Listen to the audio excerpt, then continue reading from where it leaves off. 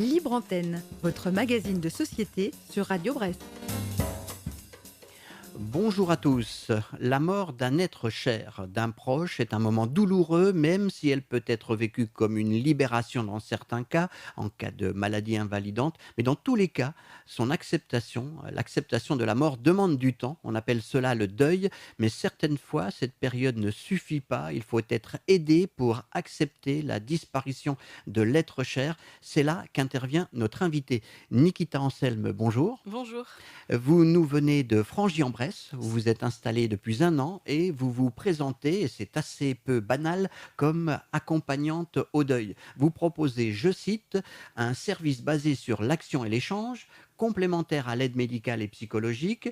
Il est possible avec vous de suivre un accompagnement seul ou en parallèle d'une thérapie, d'un traitement. L'objectif, c'est de trouver une approche qui convient à la personne qui vous sollicite, c'est ce qui est dit sur votre site internet.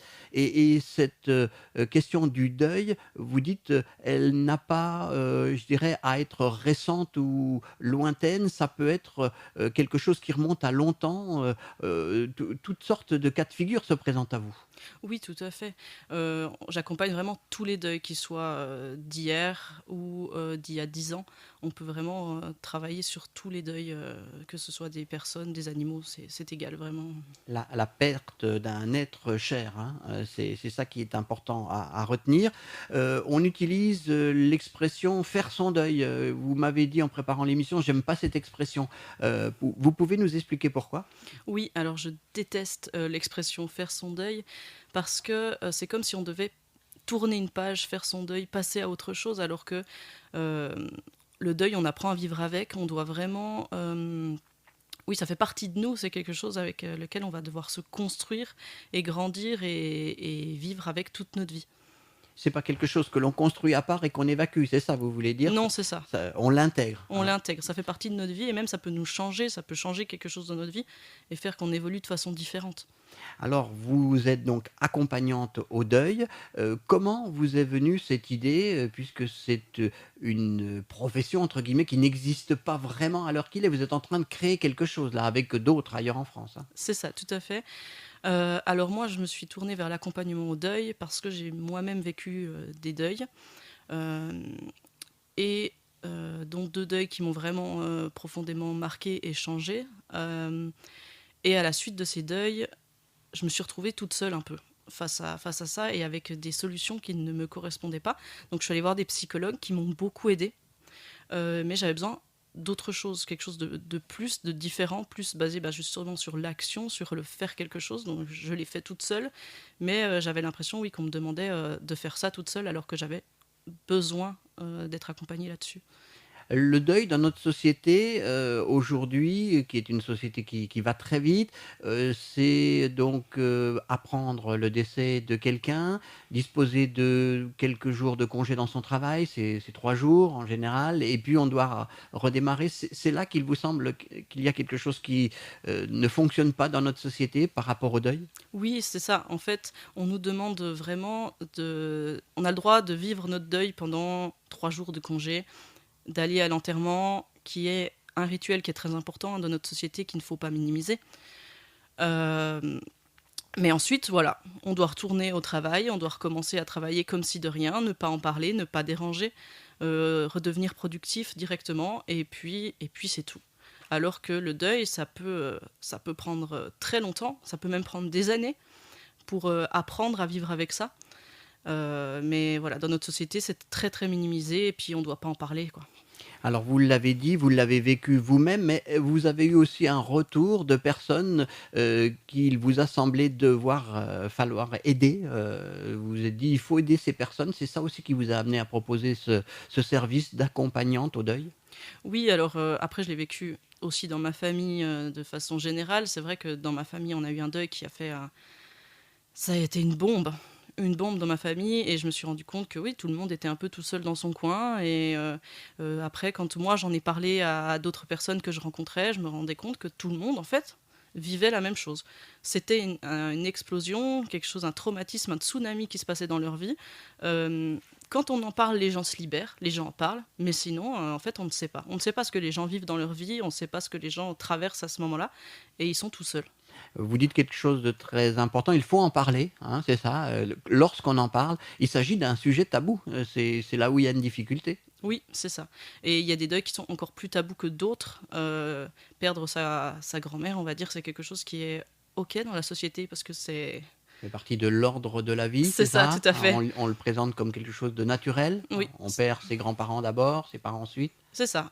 Par contre, si on parle de suicide, par exemple, euh, il y a une partie honteuse, il y a une partie où c'est quelque chose qui ne doit pas, et voilà, on se retrouve tout seul, alors que c'est vraiment un traumatisme. Parler du deuil, c'est donc parler de la mort. C'est un sujet tabou. Encore aujourd'hui, vous le sentez encore comme ça. Nous sommes à la campagne, en Bresse, mais la ville n'est peut-être pas mieux, je dirais, prémunie contre ce tabou.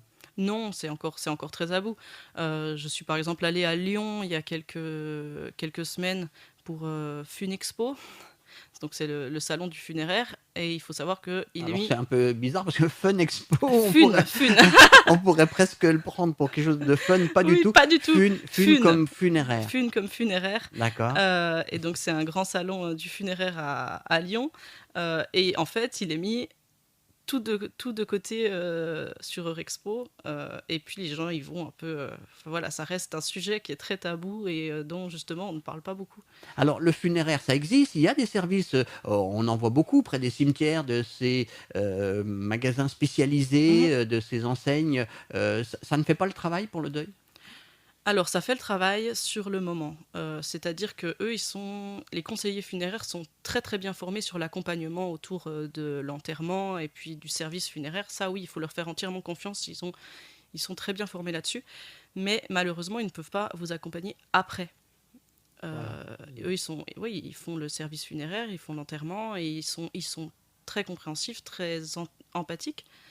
Mais voilà, moi, je suis vraiment sur le après. Le après. Donc une fois la personne enterrée, on vit seul C'est ça. avec son deuil, Voilà, hein, c'est ça. voilà. Donc et là peuvent surgir des problèmes. Comment, Nikita Anselme, se forme-t-on sur un tel sujet? Puisque je suppose qu'il n'y a pas d'école spécialisée. Alors, il y en a une. D'accord, je me suis trompé. Alors en fait, j'ai suivi une formation avec Laurence Brun euh, en visioconférence. Euh, et c'est une dame qui est psychologue et assistante sociale, donc qui a travaillé justement pour l'annonce des personnes décédées avec les gendarmes, etc., avec son cabinet en tant que psy. Et elle s'est rendue compte qu'il y avait un gros manque d'accompagnement au deuil, et c'est elle qui a créé cette formation. Et qui fait que donc vous vous êtes formé avec elle et puis vous continuez de vous former, j'imagine, mais vous ne vous définissez ni comme psychologue ni comme médecin psychiatre. Pour vous, c'est très important de le rappeler. Oui, c'est très très important. Je ne suis pas psychologue, donc c'est-à-dire que je ne fais pas d'analyse. J'analyse pas ce qu'on me dit, j'écoute de façon active et ensuite je propose des actions, des choses. Mais je ne suis pas là pour soigner, on va dire. Je suis là pour exprimer les émotions. C'est pareil, je travaille, je ne cracherai jamais sur les médecins, on va dire. Les médecins, ils ont aussi leur part à faire dans le deuil. C'est eux qui vont pouvoir, quand moi je me sens dépassée par une situation, je recommande d'aller voir un médecin ou un psychologue. Oui, Je, parce je qu'il ne peut y fais pas avoir, tout. oui, il peut y avoir des aspects. Alors, le deuil n'est pas pathologique, mais ça peut devenir pathologique. Il peut y avoir une vraie souffrance psychologique, voire psychiatrique. Oui, tout à fait. Euh, il peut y avoir des personnes qui passent en dépression, qui ont même des envies suicidaires, et ça, je ne suis pas médecin, je ne suis pas psychologue, donc quand il y a vraiment une pathologie derrière et que je le ressens et que je me sens dépassée, j'envoie les personnes, vraiment, je leur conseille d'aller voir un médecin. Alors, ça vous est arrivé parce que vous consultez depuis un an, hein, à Frangy-en-Bresse, et vous pouvez être confronté à des cas quand même très compliqués où Mhm. il s'agit de faire la part de ce que vous pouvez apporter ou pas. Oui, tout à fait. Après, comme je dis, il y a des gens, j'ai dû dire à des gens d'aller consulter et que je ne les verrai pas si ils ne consultent pas, parce que je ne veux pas non plus les mettre en danger. Mais par contre, derrière, si eux euh, vont consulter, il n'y a aucun souci, je peux aussi être en parallèle et les aider leur tenir la main. Voilà, vous êtes, une ressource supplémentaire, C'est ça. voilà, qui peut donc s'ajouter, parce que, bon, ce n'est jamais de trop, j'imagine, pour passer à un cap, difficile. Il s'agit de pouvoir exprimer son mal-être, c'est ça l'idée un peu, de se connecter avec ses émotions, vous me Oui, disiez? c'est vraiment du travail sur les émotions. Donc, il y en a tellement des émotions et on peut ressentir tellement d'émotions à travers le deuil. La tristesse, la colère, même des fois le dégoût de soi-même. Enfin, il y a plein d'émotions. Et moi, justement, je travaille sur les rituels pour évacuer ces émotions et puis pour les transcender. Voilà, alors on est beaucoup sur le pourquoi, on sera sur le comment avec les rituels Mhm. et tout, dans le cours de cette émission. Je suis allé faire une recherche un petit peu, comme n'importe qui sur internet et puis j'ai pu voir que, sur certains sites, on établissait le deuil en 7 étapes. Alors il y a le choc, c'est la perte de l'être cher, le déni, on refuse de croire, à la mort de la personne, il y a la colère ensuite, la dépression, la tristesse, la résignation. Sixième étape, l'acceptation. Septième étape, la reconstruction. Et ça, c'est ce qu'on appelle un deuil classique, normal. C'est comme ça que ça pourrait se faire. Ça vous paraît aussi simple que ça? Non, c'est pas aussi simple. Et puis, quand on lit ça, on a l'impression que c'est un chemin qui est linéaire. Oui, que Que, bon, on passe d'une étape à c'est ça. l'autre, Alors qu'en sans fait, sauter d'ailleurs d'étape. alors moi j'aime beaucoup un spécialiste qui s'appelle Christophe Forêt, qui est vraiment un spécialiste dans le deuil et qui a écrit beaucoup de livres dessus. Et lui, il établit une autre façon, un autre schéma, Oui. qui est bon, le déni aussi, enfin on peut l'appeler comme ça. Ensuite, où il y a une sorte d'explosion de toute notre vie, et puis ensuite ça revient plus. On se On se reconstruit. reconstruit. C'est un petit peu comme si on avait une partie de nous qui éclatait, C'est c'est ça? ça. Et puis ensuite, on change et il y a l'acceptation aussi. Mais il faut savoir que malheureusement, dans ces étapes-là, on peut faire la navette. Ah, C'est-à-dire mm. qu'on peut passer d'un et revenir en arrière, et puis parce qu'on a une odeur qui nous rappelle ça, ou bien même, enfin, il y a tellement de choses qui peuvent nous rappeler la personne qu'on peut revenir en arrière, ou bien on peut sauter une étape. C'est tellement personnel que oui, ça donne une idée. Et quel est, à votre avis, l'état d'esprit qui montre que, on est en bonne voie, que le deuil est intégré? C'est la reconstruction, comme il est dit, c'est la capacité à reprendre le cours normal de sa vie, c'est ça le signe qui fait qu'on est sur la bonne voie? Il y a des personnes qui reprendront jamais le cours normal de leur vie d'avant. Ils changeront leur façon d'être et c'est pas mauvais. C'est juste que voilà, c'est comme pour toutes les étapes de notre vie, autres que le deuil. Notre vie, on apprend, c'est des montagnes qu'on traverse et puis on change. Et ça, c'est normal dans une vie de changer. Donc, je pense que pour savoir qu'on est sur la bonne voie, c'est que quand on pense à la personne, on n'a pas que des images négatives qui nous reviennent. Et des fois, quand il y a ce sentiment de chaleur, de souvenir, de joie, qu'on se rappelle de la personne, là, je pense qu'on est sur le bon Voilà, chemin. on en fait aussi sortir, le positif, Tout à fait. qu'on a pu vivre, Mhm. avec, cette personne.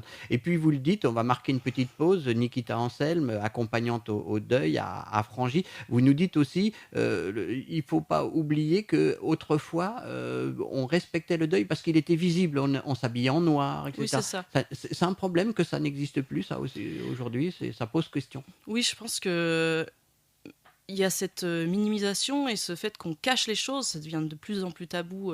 Ça, après, on essaye de le montrer différemment, mais avant, oui, on portait le noir. Il y avait cette période même pour les veuves vraiment spécifique. Il y avait la société nous encadrait et nous montrait qu'on avait le droit d'avoir un moment où on était plus dans un rythme plus doux, plus calme, et voilà, où les gens respectaient notre deuil. Voilà, c'était visible et du coup, on avait, une attitude en regard, C'est qui ça, était adaptée, ce qui tout est à pas fait. forcément le cas aujourd'hui.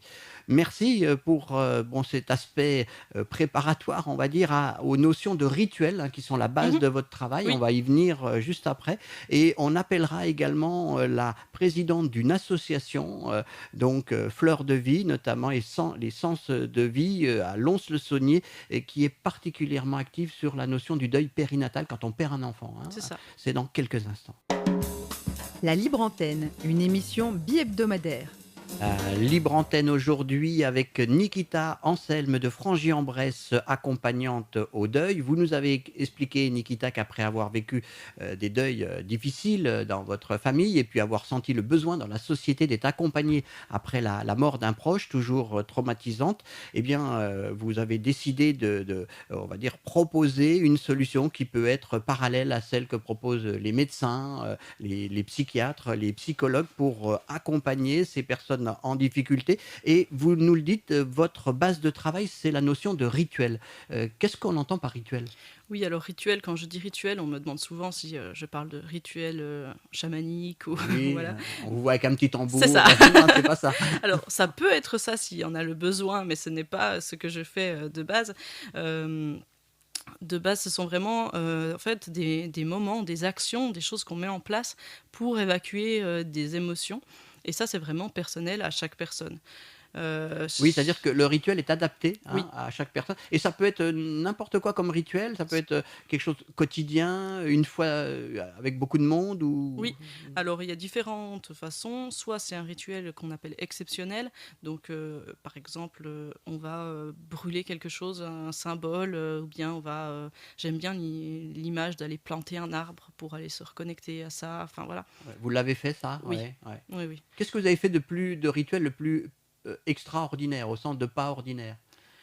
Il y a pu avoir brûler un vêtement, je sais pas, non, ce genre de choses Oui, ou... enfin, pour moi, tous les rituels sont vraiment extraordinaires parce que c'est des moments où on libère des émotions qui sont très profondes et Ouais. c'est vraiment très fort en émotion. On se laisse traverser par quelque chose, oui, qui est très très fort. Et chaque rituel, j'ai quelqu'un qui me parlait de rituels avec de l'argile, Oui.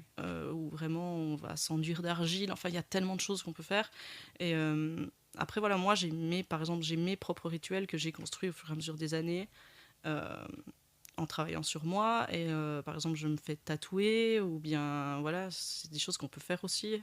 Oui, Euh, on peut voilà, porter le rituel oui, sur soi, hein, oui, il y on a, peut. il y a ça. Et puis ça peut être plus extérieur. Ouais. Oui, c'est ça. Êtes-vous amené à, par exemple, répandre les cendres avec des personnes parce Non. qu'il y a beaucoup de crémations maintenant, Alors les ça peut être cendres, ritualisé. oui, ça peut être ritualisé, mais les cendres et tout ça, en France, c'est très très encadré. Oui, d'accord. Ça doit être fait en général dans les jardins du souvenir, etc. Et ça, c'est vraiment les pompes funèbres qui s'en occupent. Ils sont vraiment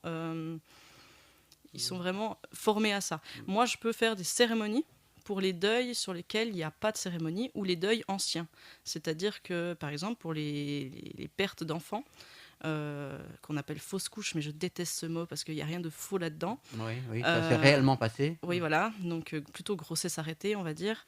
Avant 15 semaines d'aménorrhée, il n'y a rien. Vous rentrez à l'hôpital, vous ressortez, c'est fini, bonne D'un journée. point de au vue de l'état revoir. civil, oui, rien ne Voilà, s'est passé. rien. C'est ça. Il n'y a pas de cérémonie, les pompes funèbres ne sont pas accréditées à faire des cérémonies là-dessus. Et ça, moi, on peut faire ça parce que c'est vrai que l'enterrement, la cérémonie, c'est un rituel qu'on a encore dans notre société qui est important. Alors, vous travaillez notamment avec l'association Fleurs de Vie et l'essence de vie de Lons-le-Saunier. Nous avons en ligne sa présidente, Christelle. Bonjour à vous. Oui, bonjour. Voilà, vous êtes en direct sur l'antenne de Radio Bresse et je peux vous demander pourquoi vous avez fait appel à Nikita Anselme qui se trouve dans nos studios et qui travaille avec vous.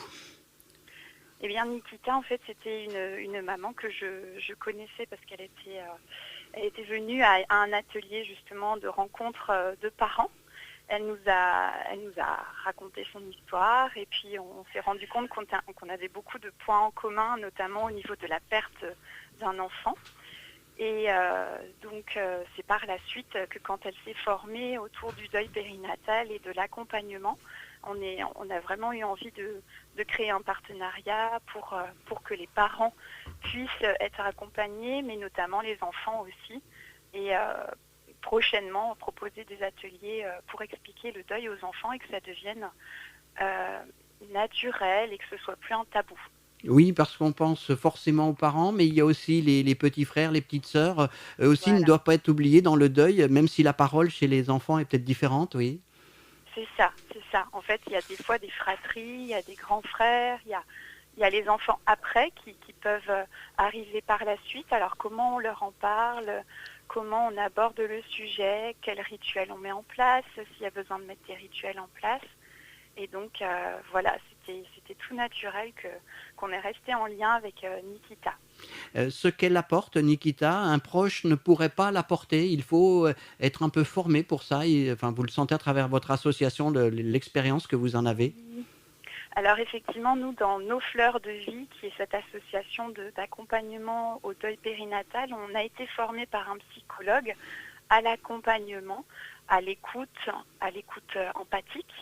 Mais ce qui fait notre force aussi, comme Nikita, c'est qu'on a vécu ce deuil-là. Donc on arrive à être dans la paire aidance. On arrive à être dans quelque chose où on ressent ce que l'autre a pu ressentir, mais on est passé au-delà. Donc on peut accompagner. Et c'est parfois difficile pour la famille très proche parce que eux aussi sont touchés mais ne savent pas comment réagir. Ils ont peur de faire un faux pas, de dire une bêtise. Donc souvent, ils n'osent pas. Alors que nous, on y va, on parle de ça, on sait qu'on est passé par là. Donc on est vraiment dans de la paire aidance et on voit que c'est très efficace. Les gens se sentent reconnus et ils se sentent en fait compris davantage. Nikita travaillait pour cette association. Restez avec nous, Christelle. Travailler avec cette association, c'est aussi, je dirais, avoir un sentiment pour vous d'être là où vous devez être auprès de parents qui ont vécu quelque chose de difficile et je dirais avec maintenant un savoir-faire quand même. Oui, tout à fait. C'est vrai que moi, j'ai connu cette association d'abord en tant que personnel. Et je trouvais que voilà, ce qu'apportent les associations dans le deuil, c'est très très important. Il y a plein d'associations qui travaillent sur plein de deuils différents et elles font partie. Quand je parle à des gens que j'ai au cabinet, je leur propose d'aller voir ces associations. Parce qu'en fait, le fait de se réunir et de trouver des gens qui ont vécu la même chose que nous, c'est très important. On a ce sentiment d'appartenance, ce sentiment de ne pas être seul, de pouvoir passer à ça. Et voilà, c'est très très important. Les associations font un travail fabuleux.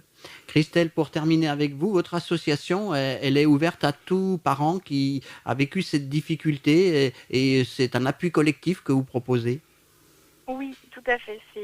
Alors on a en premier lieu un entretien téléphonique pour connaître la personne et voir si le groupe, c'est quelque chose qui va être adapté pour son besoin. Et on va lui expliquer comment ça va se passer et on va voir si effectivement elle veut nous rejoindre. C'est tous les 2 mois sur Lons-le-Saunier, mais il y a un autre groupe qui essaie de se monter vers Dole. Et il en existe aussi sur Châlons. Donc tout ça nous permet d'anticiper, de bien expliquer et de diriger ensuite soit vers un thérapeute, un accompagnement au deuil, soit vers le groupe. Et des fois, c'est les deux qui choisissent. Voilà, oui, parce que tout est possible, hein, chaque cas étant différent. Voilà, hein, Oui. on comprend ça. Merci Christelle d'avoir témoigné. On vous invitera, je pense, une prochaine fois pour que vous nous parliez un petit peu de votre association qui travaille donc avec Nikita Hansen. Merci à vous et à bientôt. Bonne journée, au revoir. Au revoir. Donc voilà un témoignage de l'association avec laquelle vous travaillez, Nikita. Donc notion de rituel et puis possibilité d'un travail en individuel ou en groupe. Hein, on comprend, il y a des personnes qui se sentiront portées par le groupe, d'autres non. C'est ça. C'est selon. Oui, alors il y a des personnes qui sont plus dans la retenue et qui ont besoin d'être seules et accompagnées seules, et d'autres qui ont cette envie d'être portées par un groupe et de se sentir voilà, dans une famille, si on veut, enfin voilà, qui permet d'accompagner de façon différente. C'est ce que je dis, chaque personne est différente et chaque personne a besoin d'un accompagnement spécifique. Et c'est pour ça que dans mon cabinet, je propose une sorte de toile d'araignée en fait autour des endeuillés, avec plein de services différents, de plein de personnes différentes. Et vraiment, c'est mon but, c'est de faire que les personnes puissent trouver ce qu'ils veulent et ne plus jamais être seules. Voilà. En tout cas, pas de solution miracle prête à Non. être appliquée, hein, c'est vraiment du cas par cas. À quel moment l'accompagnement prend fin? C'est à la demande de la personne? C'est vous qui dites, ben, je pense que voilà, vous êtes arrivé au bout de ce qu'on peut faire. Comment ça se passe? Alors il y a des personnes qui me disent voilà j'ai besoin de faire ça, on fait ça et puis c'est fini. Enfin voilà. Et il y a des personnes qui c'est plus long. C'est vraiment ça dépend de la personne. Si on me dit c'est bon, je suis arrivée, j'arrive à vivre avec ça, il y a pas de souci. Et puis si au bout de 2 ans on me dit bah finalement non, j'ai quelque chose qui ressort là maintenant, et ben on revient dessus. Voilà. C'est- Tout est rien possible. Oui, rien n'est définitif. Nikita Anselme, c'est un service que vous proposez, hein. Donc il est payant, bien sûr, Oui. suivant quelle modalité? Alors, je travaille à la séance, donc c'est à 50 € la séance d'à peu près 1 heure, 55 minutes, 1 heure. Et ensuite, il y a aussi les cérémonies qui, elles, sont vraiment... donc, j'officie sur la cérémonie avec le lieu. Et ça, c'est sur une base de 150 € de base. Et ensuite, en fonction, si par exemple, on doit rajouter du matériel, c'est à discuter. Voilà, donc tout est possible en prenant contact avec vous. Vous avez un site Oui. internet. Qu'est-ce qu'on tape pour arriver chez vous? Alors, c'est anselme-deuil.fr. D'accord. Vous accompagnez aussi les professionnels. On n'a pas le temps d'en parler ici, mais les professionnels de santé Oui. qui sont amenés à évoquer la mort, hein. Ça peut être les pompiers, par exemple. Oui, Hein, par exemple. voilà. Et puis, vous pouvez aussi accompagner les personnes qui font le deuil d'un animal. Oui. Vous dites, c'est pas négliger le deuil. Non, il ne faut pas minimiser, même pour un animal, c'est très très important. Si on se sent mal avec un deuil, que ce soit pour n'importe qui, voilà, un animal ou pas, on peut travailler dessus. Voilà, c'est ce sentiment important, hein, Oui. qu'il ne faut pas oublier. Et puis, dans l'actualité, vous organisez aussi, et ça, c'est en Bresse, c'est intéressant, à Saint-Germain-du-Bois, le 24 janvier, c'est Vendredi. un vendredi 24 janvier, une balade au deuil. Ça va consister en quoi? Alors en fait, c'est le principe, c'est de se rencontrer et puis de pouvoir allier les mots à la marche. Parce que le fait de ne pas être face à face, le fait de marcher, le fait de faire quelque chose, ça libère et on peut plus facilement parler. C'est juste, voilà, histoire de se décharger un petit peu de ses émotions. Donc, le vendredi 24 janvier, 9h30, à Saint-Germain-du-Bois. Et on peut en savoir plus en allant sur votre site internet. Nikita Anselme, merci. Merci à vous. Et merci de nous avoir aidés sur ce sujet, effectivement, délicat et assez peu évoqué, me semble-t-il. C'est ça. Bonne journée à tous. Bonne journée, au revoir. Retrouvez cette émission sur radiobrest.com.